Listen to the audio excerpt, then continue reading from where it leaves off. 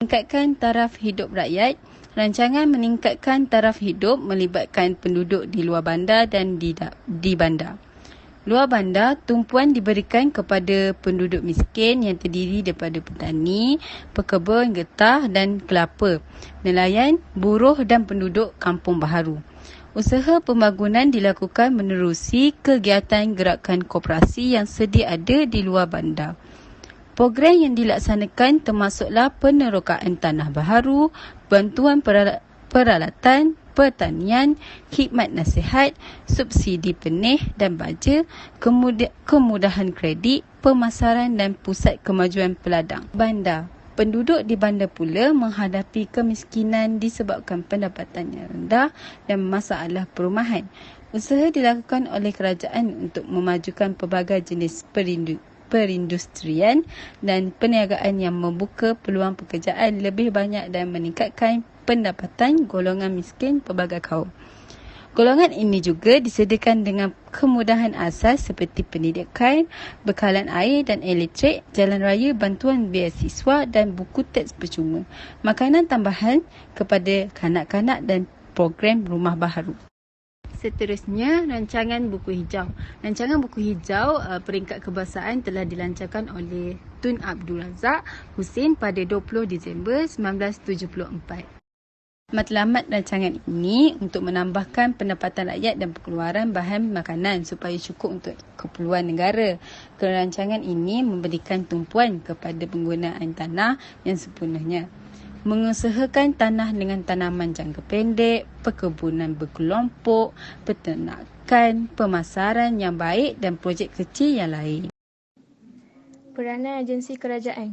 Beberapa agensi kerajaan ditubuhkan untuk mempelbagaikan kegiatan ekonomi yang boleh menambahkan pendapatan rakyat dan membuka peluang pekerjaan yang lebih banyak untuk semua kaum. Agensi ini juga memberikan bantuan dari segi peralatan, biji benih, kemudahan pinjaman dan khidmat nasihat. Antara agensi tersebut termasuklah Lembaga Beras dan Padi Negara (LPN), Lembaga Pertubuhan Peladang (LPP), Lembaga Kemajuan Ikan Malaysia (LKIM) dan Ruber Industry Smallholders Development Authority (RISDA) atau dikenali sebagai pihak berkuasa kemajuan pekebun kecil perusahaan getah. Lembaga Kemajuan Ikan Malaysia (LKIM) ditubuhkan pada tahun 1971 untuk meningkatkan taraf hidup nelayan dan memodernkan industri perikanan. Lembaga Pertubuhan Peladang (LPP) ditubuhkan pada tahun 1973 untuk membantu pekebun kecil, petani dan peladang yang terlibat dalam kegiatan koperasi. Lembaga Beras dan Padi Negara (LPN) ditubuhkan pada tahun 1971 untuk mengawal selia sektor padi dan beras serta menstabilkan harga padi. Pada tahun 1994 dikenali sebagai Beras Nasional (Bernas). Pihak Berkuasa Kemajuan Pekebun Kecil Perusahaan Getah (RISDA) ditubuhkan pada tahun 1973 untuk membantu dalam penyelidikan dan penanaman semula getah. Lembaga Kemajuan Tanah Persekutuan Felda dan Pembangunan Tanah. Pembukaan tanah baharu untuk pertanian dilakukan secara teratur di bawah Felda. Penduduk luar bandar yang miskin dipindahkan ke kawasan Felda yang baru dibangunkan. Mereka diberi tanah seluas 10 ekar untuk diusahakan dengan tanaman kelapa sawit, getah dan rumah kediaman.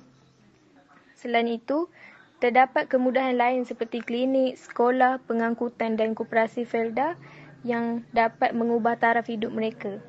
Felda juga menjalinkan kerjasama dengan kerajaan negeri bagi meneroka pembukaan tanah baru untuk pertanian. Di Sabah, kerjasama Felda dengan Yayasan Sabah telah membawa kepada pembukaan Felda Wilayah Sahabat, Lahad Datu dan Felda Umas, Tawau. Felda juga mengadakan kerjasama dengan Sarawak melalui Sarawak Land Consolidation and Rehabilitation Authority (SALCRA) untuk pembukaan ladang kelapa sawit. Seterusnya, pembangunan wilayah. Program pembangunan wilayah dijalankan dengan pembukaan tanah untuk industri getah dan kelapa sawit. Antaranya ialah Lembaga Kemajuan Johor Tenggara ke Johor, Lembaga Kemajuan Terengganu Tengah ke Tengah, Lembaga Kemajuan Pahang Tenggara Dara dan Lembaga Kemajuan Kelantan Selatan ke Sedar. Urban Development Authority UDA atau dikenali sebagai Perbadanan Pembangunan Bandar yang ditubuhkan pada 1971 berperanan dalam sektor pembangunan industri dan pembangunan bandar baharu. Antaranya termasuklah pembukaan bandar baharu dan kawasan perindustrian di Bandar Tun Hussein On Ceras dan Bandar Baru Uda Skudai. Pemilikan modal saham. Kaum Bumiputera ketinggalan dalam pemilikan saham syarikat perdagangan.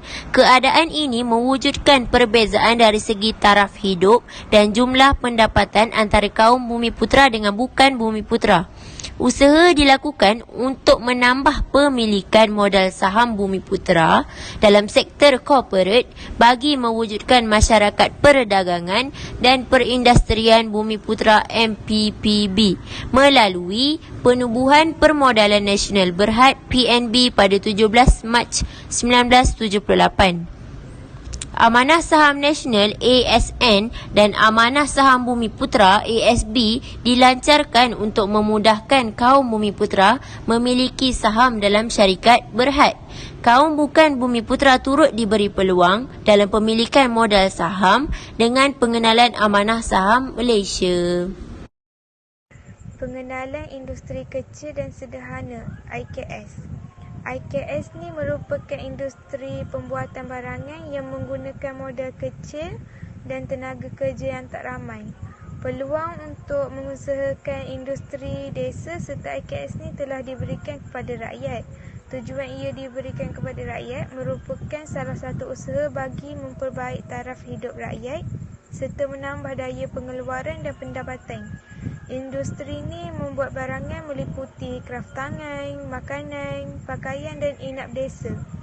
Contoh IKS yang berjaya seperti Best Farm Co, Nurul Food Industry Enterprise, Ramdi Food Processing Sendirian Berhad dan Faiza Marketing Sendirian Berhad. Selain itu, bagi pemula yang tak berkemampuan atau kurang mahir, IKS telah menyediakan pinjaman, insentif dan mereka akan diberikan nasihat melalui Bank Bumiputera 1965, Perbadanan Nasional Berhad 1969, Bank Pertanian Malaysia 1969 yang sekarang ni kita panggil Agrobank. Selain itu, skim pinjaman khas pertanian 1970 dan Amanah Ikhtiar Malaysia 1987. Hasil dari semua perkara ni ialah muncul ramai usaha muda yang dapat menyumbang kepada pembangunan masyarakat dan negara. Pendidikan tenaga kerja mahir.